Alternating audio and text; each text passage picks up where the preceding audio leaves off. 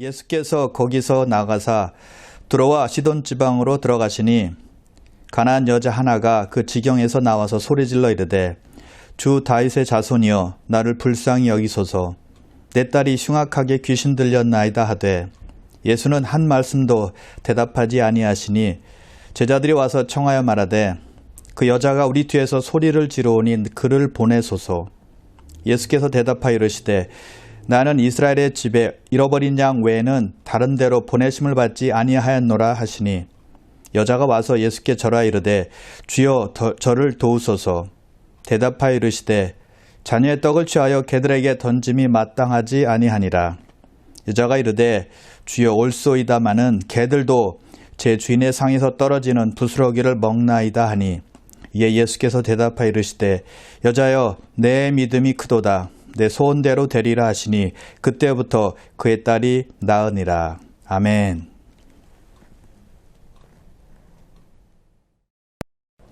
예수님께서 두로와 시돈 지방에 가셨을 때 한 여인이 예수님께 나왔습니다.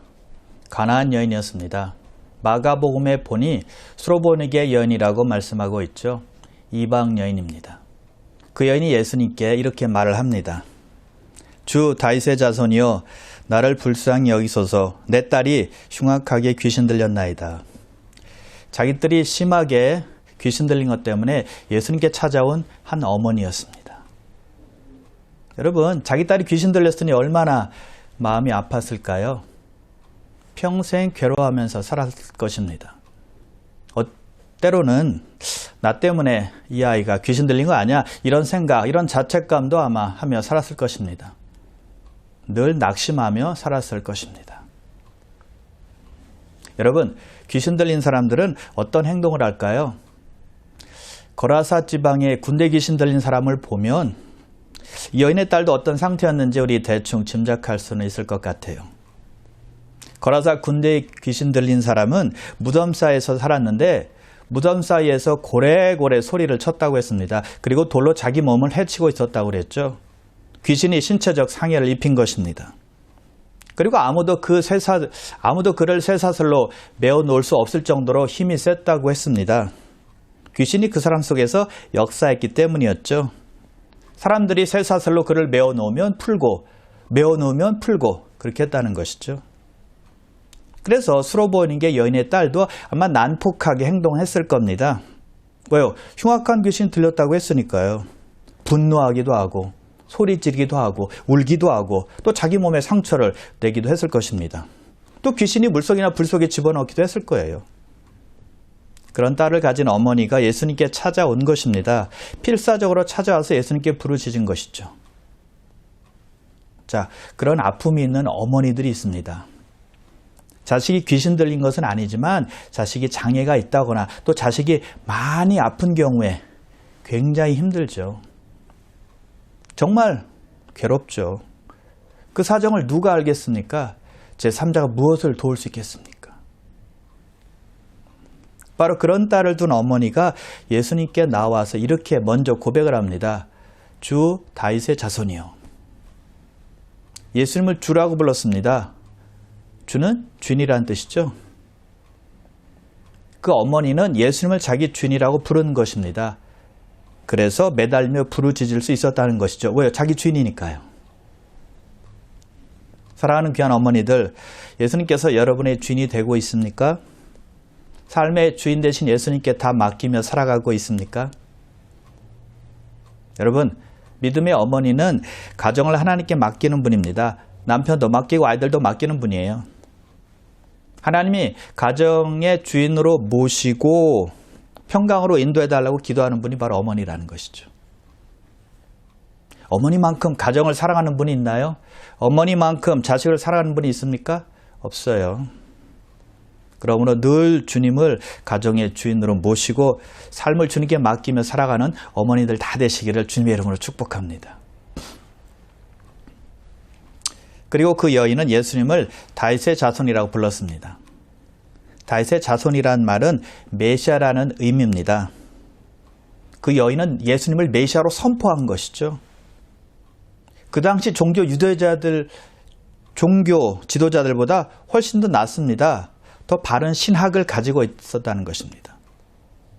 그 당시 종교 지도자들은 예수님께서 메시아인 것을 알지 못했습니다. 하나님의 아들인 것을 알지 못했죠. 오히려 예수님을 십자가에 못 박게 했죠. 그러나 이 어머니는 예수님을 메시아로 고백했던 것입니다. 유대인이 아니었습니다. 이방인이었는데도 불구하고 예수님에 대해서 정확히 알고 고백했다는 것이죠. 여러분, 이런 바른 신학이 필요합니다. 왜냐하면 바른 신학 위에 바른 신앙이 세워지기 때문입니다. 그래서 이 여인은 바른 신앙 고백을 했던 것입니다. 주 다윗의 자손이여 나를 불쌍히 여기소서.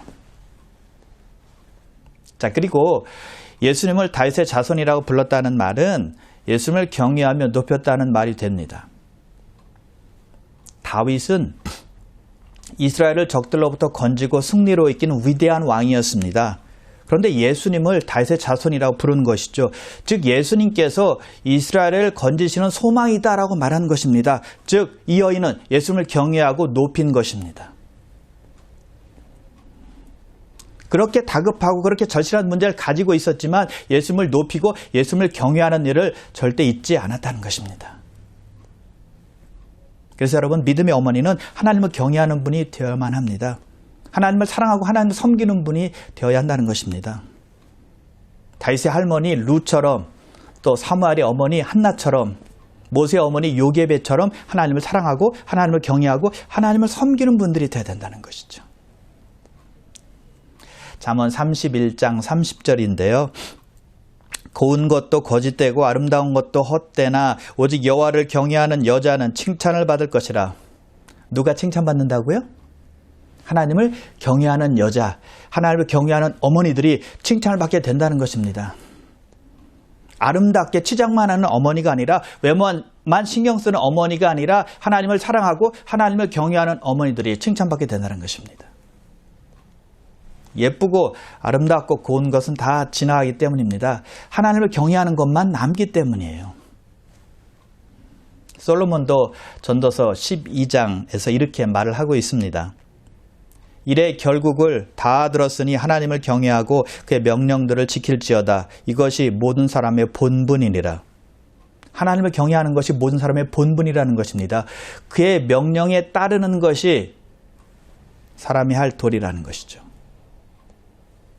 주님, 우리 인생의 주인이시요 소망이시요 경외할 분으로 믿어야 된다는 것입니다. 자, 그렇다면 예수님의 반응은 어떠했을까요? 그렇게 여인이 간절히 부르짖고 좋은 고백을 했다면 예수님도 금방 반응하지 않았을까요? 그런데 예수님은 한 말씀도 하지 않으셨습니다. 침묵하셨어요. 보통 때 같으면 긍휼히 여기셔서 금방 고쳐주셨을 텐데 아무런 반응이 없었습니다. 그 여인은 자기 딸을 고쳐주실 줄 믿고 고백을 했지만, 사정을 했지만 묵묵부답이었다는 것입니다. 여러분, 보통 우리는 언제 믿음이 자랄까요? 기도를 했습니다. 간절히 했습니다. 부르짖고 기도했을 때 하나님께서 응답해 주시면 그때 우리 믿음이 자랍니다. 감사가 넘치고요. 하나님께 영광을 돌리게 되는 것이죠. 왜요? 하나님을 경험했으니까요.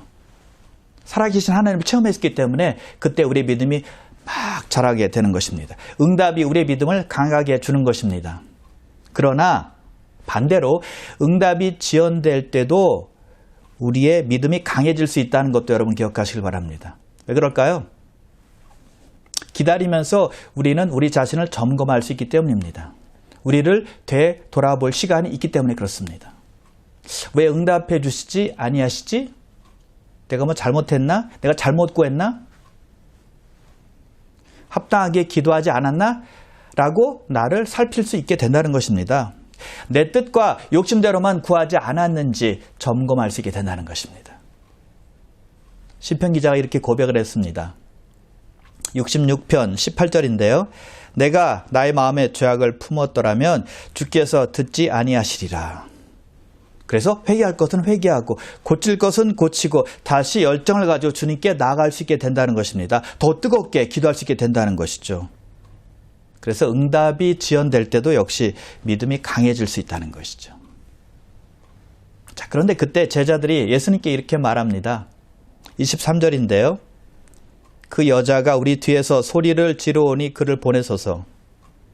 여인이 계속 소리를 지르니까 예수님께 그 여인을 좀 떠나보내달라고 말하고 있습니다. 자, 이 제자들이 한 말은 두 가지 의미로 볼 수 있는데요. 한 가지는 이런 것입니다. 주님, 너무 시끄럽습니다.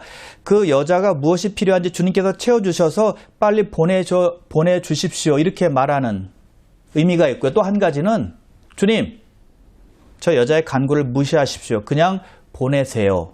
이렇게 말하는 의미가 또 있을 것입니다. 어떤 경우이든 제자들에게는 그 여인에 대한 긍휼함이 보이지 않는다는 것입니다. 귀찮으니 주님께서 빨리 보내셨으면 하는 바람뿐이었다는 것입니다. 제자들의 이 말은 그녀에게 큰 낙담을 주었을 것입니다. 왜냐하면 예수님과 가장 가까운 사람들이 그 여인이 예수님께로 오는 것을 좋아하지 않았기 때문이었습니다.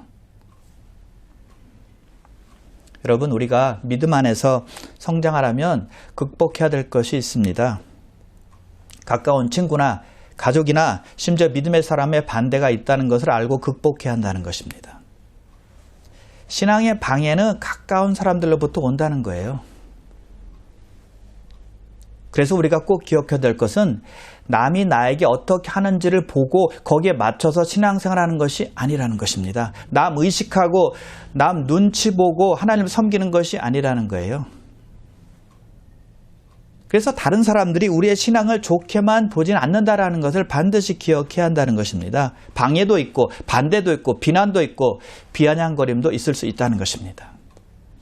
아무리 바르게 신앙생활을 해도 사람들이 그렇게 대할 수 있다는 것 알아야 한다는 거예요. 예수님 보세요.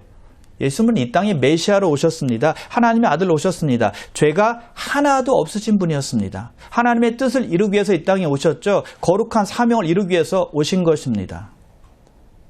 기적을 행하시고 하나님 나라에 대해서 가르치시고 병자 고치시고 심지어 죽은 자도 살려주셨습니다. 그리고 필요한 사람들의 필요를 다 채워주셨습니다. 그리고 우리의 죄를 위해서 십자가에 달려 죽으셨습니다.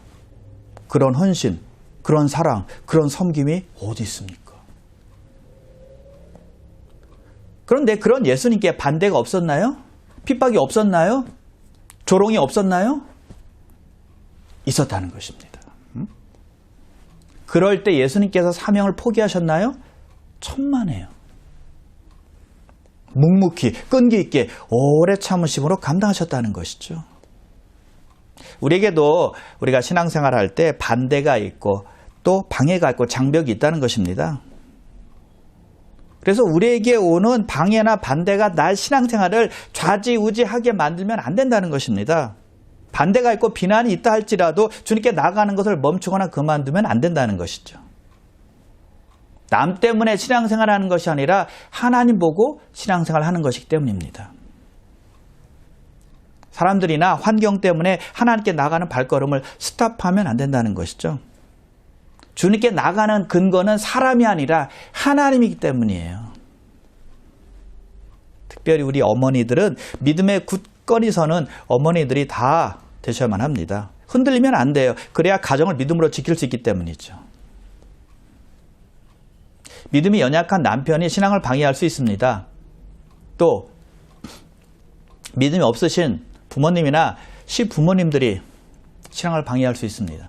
또는 형제 자매들이 또는 가까운 친구들이 그렇게 할 수 있다는 것입니다. 그러므로 가장 가까운 사람들이 신앙의 장애물이 될 수 있다는 것을 여러분 기억하셔서 그럴 때마다 주님을 바라보시고 흔들리지 않는 믿음으로 승리하시길 바랍니다. 자, 이것이 그 여인이 겪는 두 번째 장애물이었습니다. 첫 번째는 예수님께서 아무 말씀도 하지 않으신 거고요. 두 번째는 제자들이 그 여인이 예수님과 함께 있는 것을 좋아하지 않은 것입니다. 그 여인이 예수님께 가까이 가는 것을 막은 거죠. 자기 딸을 위해서 믿음으로 간절히 간구했지만 돌아온 것은 장애물 뿐이었다는 것입니다. 그런데 거기서 끝나지 않습니다. 이제 예수께서 입을 여시고 그 여인에게 말씀하세요. 24절 보세요. 나는 이스라엘 집에 잃어버린 양 외에는 다른 데로 보내심을 받지 아니하노라. 무슨 말씀입니까? 너는 이방인이기 때문에 너와 나와는 상관이 없어. 나는 너를 도울 수 없어. 왜냐? 너는 이방인이기 때문에. 이렇게 말씀하신 거예요. 예수님의 사역은 이방인을 위한 것이 아니라 유대인을 위한 것이다라고 말씀하신 거예요. 여러분, 이것은요, 예수님께서 그 여인을 도울 수 없는 가장 강력한 이유가 되는 것입니다. 유대인들을 위해서 왔다고 말씀하시는데 더 이상 무슨 간구를 할 수 있겠습니까? 더 이상 간구하지 마, 그런 뜻이잖아요. 아마 보통 사람 같으면 더 이상 간구하는 것은 시간 낭비다 생각하고 집으로 돌아갔을 것입니다. 이방인은 자격이 안 된다는데 더 이상 무슨 말 하겠습니까? 그런데 수로보니게 여인은 어떻게 했을까요? 예수님께 가까이 와서 절을 합니다. 그리고 주여 저를 도우소서 이렇게 말합니다. 그래서 절을 했다고 했는데요. 헬라어로 보면 프로스쿠메오라는 단어입니다. 예배하다라는 뜻입니다. 그 여인의 딸은 귀신 들렸습니다. 그리고 예수님께 고침받으려고 왔는데 큰 반대에 직면했어요. 참으로 힘든 상태였습니다. 막막했습니다. 답답한 상태였습니다. 그런데도 불구하고 그 여인은 놀랍게도 예수님을 경외하는 마음으로 예수님께 엎드렸다는 것입니다. 예수님을 경배한 것입니다. 예수님을 예배한 것입니다. 여러분, 이것이 아주 우리에게 좋은 예가 되는데요. 환경이나 사람이 우리를 반대할지라도 우리는 하나님께 예배 드려야 한다는 것입니다. 일이 원하는 대로 되지 않을지라도 하나님께 경배하는 것을 멈춰서는 안 된다는 것입니다. 사람들이 아무리 힘들게 할지라도 하나님께 예배하는 것을 결코 그만둬서는 안 된다는 것이죠. 그 여인은 상황이 나쁘게 돌아가는데도 불구하고 예배하는 것을 포기하지 않은 것입니다. 예배를 멈추거나 자기 문제 때문에 하나님을 원망하지도 않았다는 것입니다. 오히려 엎드리며 경배했죠. 분명히 예배할 기분 아니었을 것입니다. 경배할 기분 아니었을 것입니다. 절할 기분 아니었을 것입니다. 원하는 방향이 아니라 반대 방향으로 흘러가고 있었잖아요. 그럼에도 불구하고 그 여인은 경외함으로 주님께 엎드리고 경배했다는 것이죠. 결국 예수님으로부터 응답받지 않습니까? 놀라운 축복의 주인공이 되는 것입니다. 하나님으로부터 진정한 축복을 받는 사람은 무슨 일이 있어도 예배를 드리는 사람이에요. 어떤 것도 하나님께 예배 드리는 것을 막을 수는 없습니다. 하나님을 찾고 하나님을 찬양하고 하나님을 경배하고 하나님을 예배 드리는 사람들이 우리의 어머니들이 되어야 될 줄을 믿습니다. 수로보니게 여인은 그런 믿음을 가지고 주님께 엎드리고 경배했던 것입니다. 사랑하는 귀한 어머니들, 예배에 관해서는 게으르지 마십시오. 어떤 상황 속에서도 하나님을 사랑하는 마음을 가지고 하나님을 경외하는 마음을 가지고 하나님을 경배하고 찬양하고 예배드리시기를 주님의 이름으로 축원합니다. 그리고 그 여인은 경배하고 나서 주여 저를 도우소서라고 다시 간구합니다. 여러 가지 장애물이 그의 간구를 막았지만 포기하지 않은 거예요. 자, 여기서 보면 이 여인은 주여 저를 도우소서라고 말했는데요. 우리가 기도의 자세를 갖추기 전에, 갖추기 힘들 때, 급한 상을 만났을 때 해야 되는 기도라고 생각합니다. 예를 들어서 두려움이 갑자기 막 몰려옵니다. 그럴 때 주여 저를 도우소서라고 기도할 수 있다는 것입니다.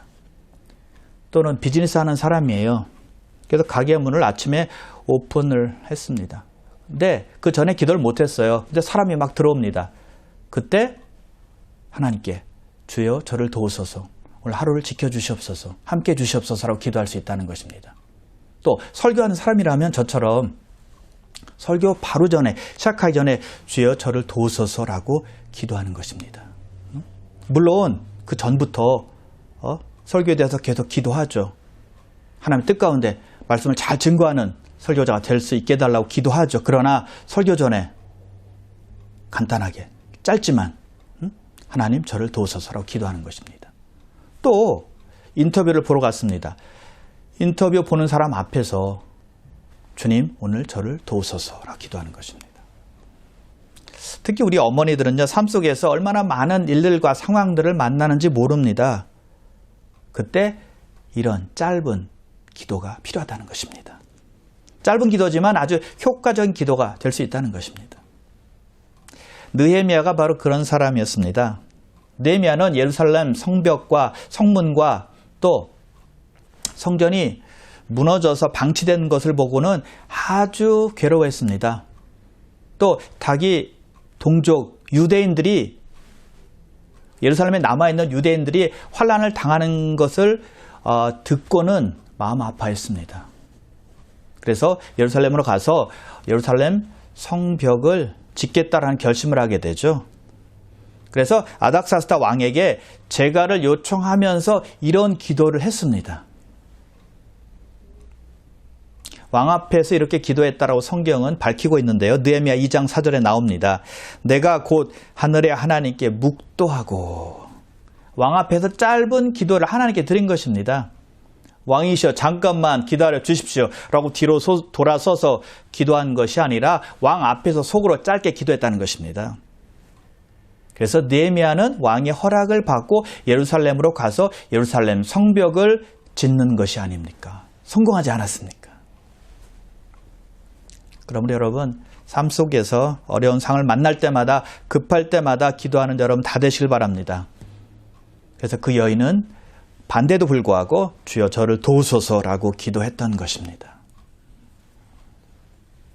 자, 이제 예수님께서 그 여인을 돌아보셨을까요? 아직 아닙니다.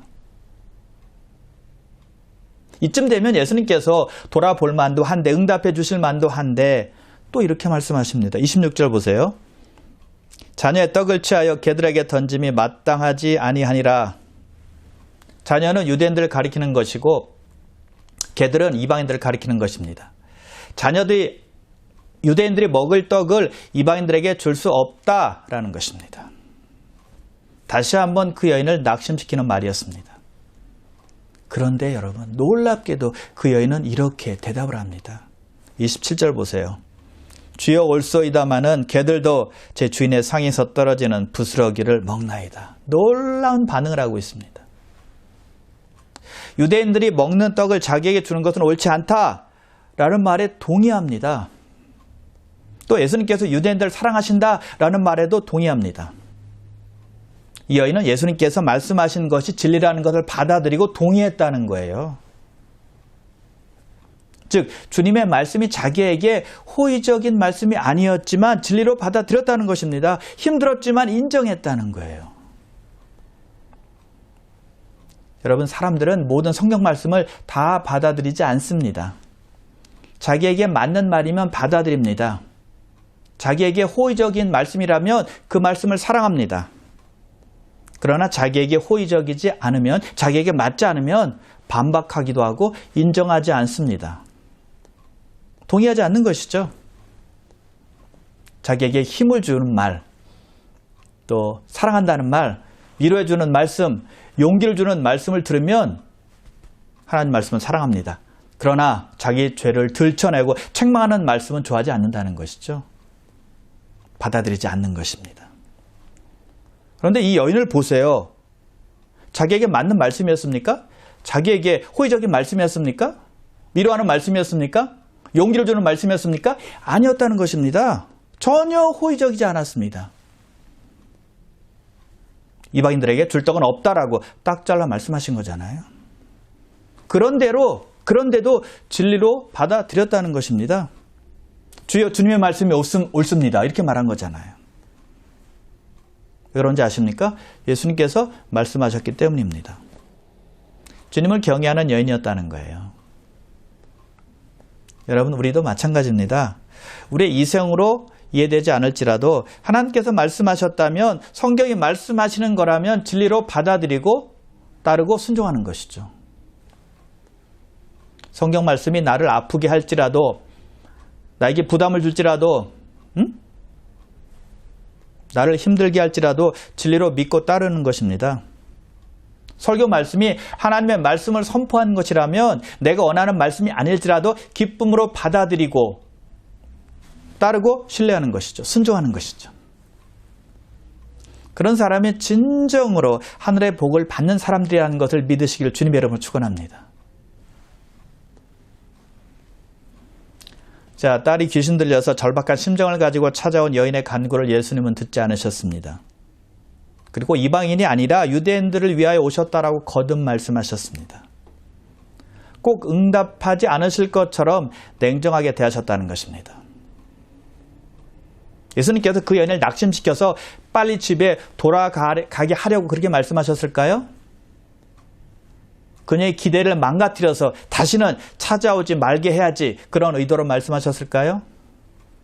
아니면 이방인들은 그런 대접을 받아도 싸라는 의미로 말씀하셨을까요?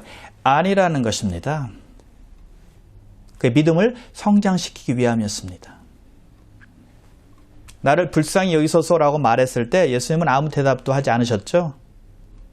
예수님께서 그의 사정을 몰랐을까요? 다 아셨습니다. 그 절박한 사정, 간절한 마음을 다 알고 계셨다는 것입니다. 그럼에도 불구하고 침묵하셨습니다. 왜 그럴까요? 예수님의 침묵을 통해서 그 여인이 더욱 간구하도록 만드신 것입니다. 그래서 그 여인의 대답을 보면 믿음이 성장되어 가고 있음을 알 수가 있어요. 믿음이 없었더라면 집에 돌아가도 벌써 돌아갔을 것입니다. 그 여인은 응답받기 전까지는 절대 돌아가지 않겠다라는 믿음을 보인 것입니다. 예수님은 그 여인을 테스트하신 거예요. 그렇다면 하나님은 우리도 테스트하실까요? 네, 테스트하십니다. 신앙의 발전을 위해서 테스트하시는 것입니다. 믿음에서 완전히 떨어져서 주저앉는 신앙이 되라고 우리에게 테스트를 하시는 것이 아니라 한 단계 발전된 믿음을 가지고 신앙생활을 하라고 우리에게 테스트를 주시는 것입니다. 더욱 성숙한 사람으로 자라가라고 주시는 거예요. 그러므로 예수님은 장난하듯이 그 여인을 대한 것도 아니고 그 상황을 더 악화시키려고 그 여인을 그렇게 대한 것이 아니었다는 것입니다. 그의 믿음을 테스트하기 위함이었다는 것입니다. 예수님은 그 여인으로부터 점점 커지는 믿음을 이끌어내고 있었다는 것이죠.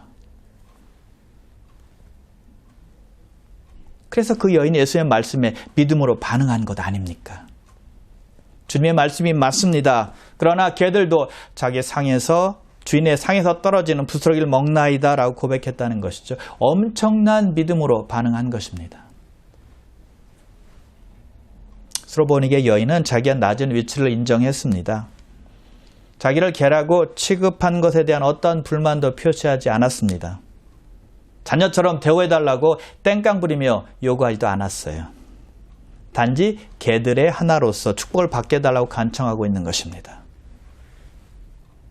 주님의 사역의 초점이 유대인들에게 있고 유대인들은 하나님의 구속 계획 안에서 특별한 위치에 있는 것을 알고 있습니다. 또한 주님의 사역이 유대민족을 넘어서 이방인들에게도 확장될 줄 믿습니다. 저는 확장된 축복의 일부가 되길 원합니다. 이렇게 고백한 거예요. 여러분 엄청난 고백 아닙니까? 부스러기에 축복이라도 달라는 간구였다는 것이죠. 드디어 믿음을 보신 예수님께서 그 여인에게 이렇게 답하십니다. 28절 보세요. 여자여 내 믿음이 크도다. 내 소원대로 되리라 하시니 그때부터 그의 딸이 나으니라. 할렐루야. 그 여인의 소원대로 그의 딸이 낳게 되었습니다. 여러분 참으로 대단한 믿음 아닙니까? 예수님께서 크게 칭찬하시잖아요. 내 믿음이 크도다. 모든 어머니들 이런 칭찬 들으시기를 주님의 이름으로 축복합니다. 이 여인은 모든 어려움에도 불구하고 기도응답이 지연되었음에도 불구하고 제자들의 실망스러운 태도에도 불구하고 자신이 개처럼 강등되었음에도 불구하고 자신을 축복해서 실격시키려는 여러 가지 환경에 무릎 꿇지 않았다는 것입니다. 오히려 예수님께 더 집중한 것입니다. 주의 말씀을 믿은 것입니다. 그리고 간구한 것이죠. 그때 응답받게 되었다는 것입니다. 여러분 믿음의 사람들은 어려움 속에서도 믿음을 놓지 않는 사람이에요. 믿음의 사람은 말씀이 자기에게 호의적이지 않을지라도 하나님의 말씀을 굳게 붙드는 사람입니다. 그래서 진정한 믿음은 때때로 세상으로부터는 칭찬받지 못할 수 있습니다. 그러나 하나님으로부터는 큰 칭찬을 받게 된다는 사실을 믿으시기를 바랍니다. 하나님을 기쁘시게 드리는 것이 우리의 믿음이라는 것입니다. 성경은 밝게 말씀합니다. 믿음이 없이는 하나님을 기쁘시게 하지 못하나니 하나님을 기쁘시게 하는 것이 바로 우리의 믿음이라는 것입니다. 이 여인은 믿음을 가지고 있었기 때문에 예수님을 정말 기쁘게 해드렸다는 것입니다. 여러분, 믿음보다 우리에게 더 유익한 것이 있을까요? 수로보니게 여인의 딸은 어머니의 믿음의 결과로 고침받은 겁니다. 돈이나 권세나 명예로 가능했을까요? 그 어떤 것도 가능하지 않았습니다. 오직 믿음으로만 가능했다는 것이죠. 다니엘이 사자굴 속에 들어갔지만 그는 상한 곳이 한 군데도 없이 나왔습니다. 성경은 그 원인을 이렇게 말씀하고 있습니다. 이는 그가 자기 하나님을 믿었음이었더라. 여러분, 우리는 돈이 부족할 수 있습니다. 명예가 없을 수 있습니다. 세상 지식이 적을 수 있습니다. 머리가 뛰어나지 않을 수 있습니다. 우리의 외모가 보통 사람보다 더 못할 수도 있습니다. 단점이 장점보다 더 많을 수도 있습니다. 세상이 좋게 평가하는 어떤 것도 가지지 않을 수 있습니다. 그러나 예수 그리스도를 믿는 믿음을 가지고 하나님의 말씀을 믿는 믿음을 가지고 있다면 모든 것을 다 가진 사람이 되는 것입니다. 왜요? 믿음이 모든 것을 가능케 할 수 있기 때문입니다. 믿음이 위대한 일을 만들어내기 때문입니다. 예수님께서 말씀하십니다. 믿는 자에게 능치 못할 일이 없느니라. 여러분, 수로보니게 여인은 불리한 조건이 한두 가지가 아니었습니다. 여인이었죠? 이방인이었죠? 예수님께서 한 말씀도 안 하셨습니다. 그리고 제자들은 그 여인이 빨리 돌아가기만을 바랬습니다. 그리고 예수님은 거듭해서 이방인이 아니라 유대인들 위해서 오셨다라고 말씀을 하셨습니다. 더 나아가서 그 여인을 개로 비유했습니다. 어떤 것도 힘을 주거나 용기를 주는 말은 없었습니다. 그럼에도 불구하고 그 모든 장애물들을 극복하고 축복을 받게 되었다는 것이죠. 믿음 때문이었습니다. 사람은 환경의 지배를 받는다라는 말이 있지만 그 말은 이 여인에게 해당이 되지 않는다는 말이에요. 그 마음속에 있는 믿음이 외적인 방해와 외적인 반대를 이긴 것입니다. 사람 때문에 물러나거나 포기하지 않았다는 것입니다. 환경 때문에 돌아서지 않았다는 거예요. 하나님은 우리가 어떤 경우라도 믿음에서 물러나는 것을 기뻐하지 아니하십니다. 사랑하는 귀한 어머니들, 무엇이 부족하다라고 느끼십니까? 나는 다른 사람보다 더 핸디캡이 많다라고 생각하십니까? 여러분 꼭 기억하십시오. 하나님께서 보시는 것은 믿음이라는 것을. 그러나 사랑하는 귀한 성도 여러분, 특히 어머니들, 어려움 속에서도 낙심하지 마시고 환경과 사람 때문에 믿음의 끈을 놓는 실수를 하지 마셔서 주님으로부터 내 믿음이 크도다라는 칭찬받는 어머니들 다 되시기를 주님의 이름으로 축원합니다. 기도하겠습니다.